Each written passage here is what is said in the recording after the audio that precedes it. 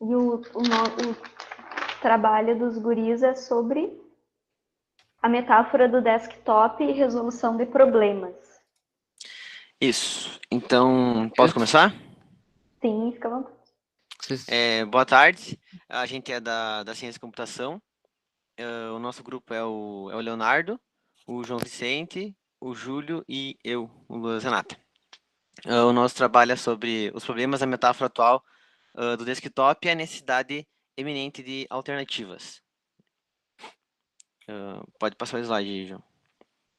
Bom, os seres humanos, a gente tem o costume de fazer referência ao que a gente já conhece na vida, né, em questão de tudo.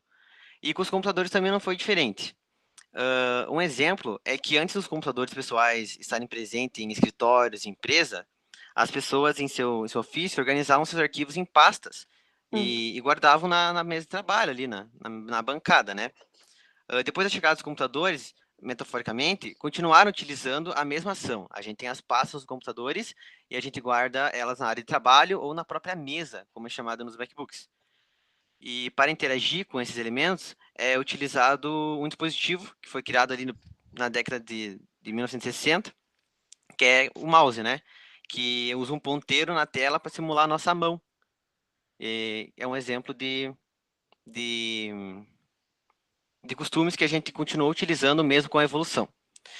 Então, o nosso objetivo do trabalho, esse projeto tem a intenção de apontar os principais problemas presentes na metáfora de desktop, utilizada atualmente em praticamente todos os computadores, além de apontar requisitos para uma possível alternativa.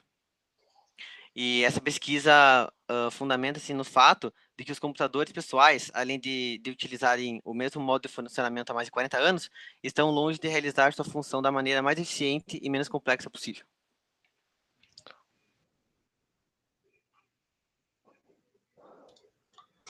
Bom, então o problema seria que ultimamente as pessoas elas têm um problema de produtividade usando essa metáfora do desktop que foi criada há muitos anos e ainda continua a mesma, com poucas modificações, as pessoas ainda utilizam ele da mesma forma.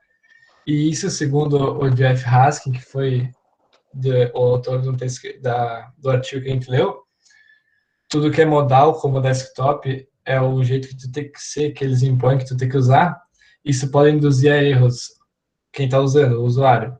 Como tu abrir fechar uma janela sem salvar, excluir um arquivo sem querer, e isso acaba atrapalhando a produtividade de quem está usando o computador, mesmo que hoje em dia seja mais eficiente usado que como era antigamente, quando não tinha. E também tem a lei de Hick, que ela diz que quantas mais opções tu tiver em alguma ferramenta, algum aplicativo, mais tempo tu vai levar para realizar uma tarefa nele, porque tu vai acabar se prendendo às funcionalidades e tu não vai conseguir se concentrar diretamente na tua tarefa que tu tem que fazer. E isso é um problema hoje em dia na utilização dos desktops.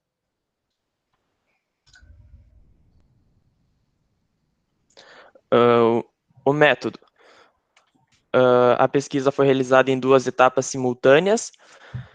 Na primeira etapa, foram analisados textos de Jason Yuan, com base em trabalhos de Jeff Haskin, o qual afirma que a estratégia de interface de desktop era ineficiente e desumana. Além de Jeff Haskin, teve como base a lei de Hick, que em particular pelo artigo de Mads Sogaard. Na segunda etapa, foram usados requisitos e possibilidades para uma opção viável ao modelo atual de desktop. Bom, para uma alternativa viável ao modelo atual, à metáfora atual de desktop, teriam que ter, nós pensamos em alguns requisitos específicos, que seriam, primeiramente, módulos integrados à interface de sistema. Como assim? Imagine que em um dispositivo mobile, um telefone, um tablet, você tivesse que escolher o seu aplicativo de calculadora, por exemplo. Imagina quanto tempo demoraria considerando a quantidade de opções que existem. Não seria muito mais fácil existir apenas um, para que não precisasse ter essa repetição de todo mundo, de um monte de desenvolvedores programando a mesma coisa, e haver apenas uma opção que se integra à interface de sistema e simplesmente você resolve o seu problema. Isso para qualquer tipo de aplicação, que não seria uma externalidade, ela se integraria ao sistema.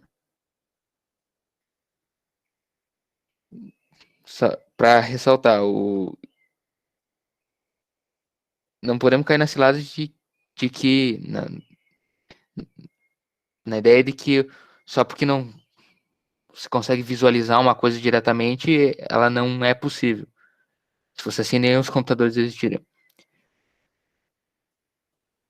Bom, segundo possível requisito seriam fluxos de trabalho ordenados organicamente.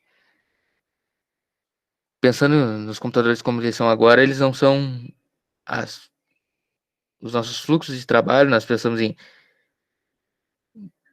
eu vou abrir o editor de texto, vou escrever isso, vou alterar a fonte, vou salvar. Resumindo, você imagina o seu fluxo de trabalho cada vez que você vai realizar uma tarefa. E ela não é realizada organicamente, de acordo com a ordem das suas tarefas. Ela é organizada com base basicamente da máquina.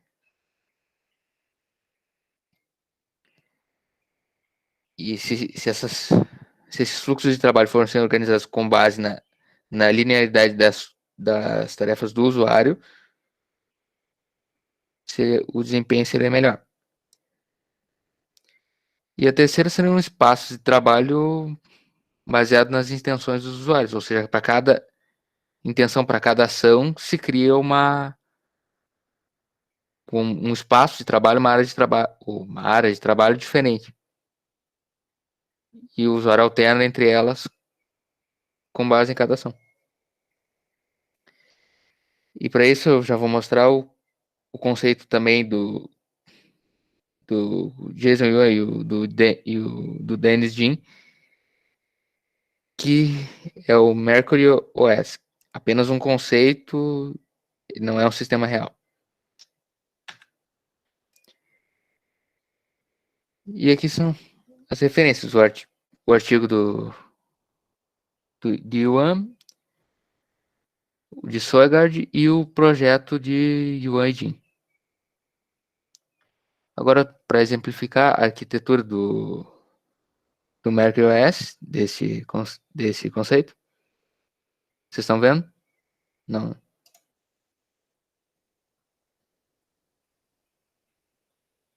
Agora sim. Tá. Que seriam sem aplicativos ou pastas. Ele seria um modelo fluido de conteúdos, ações, baseado nas intenções de cada usuário. Se foca no destino, não das diversas maneiras que tem de atingir um objetivo. Essa é a ideia dos módulos. Ao invés de serem aplicações separadas e cada uma ter uma interface gráfica, elas se integrariam ao sistema.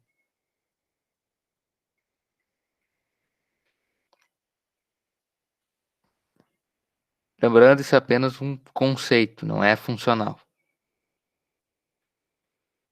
Mas a ideia disso é servir de inspiração para um projeto futuro. Aqui, o conceito das áreas de trabalho, os espaços de trabalho, variando com base nas ações do usuário. Claro, o usuário regula, entre aspas, as regras de cada espaço.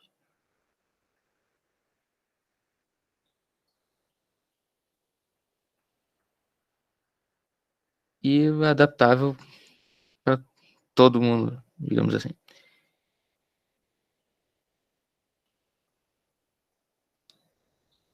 Bom, era Basicamente isso.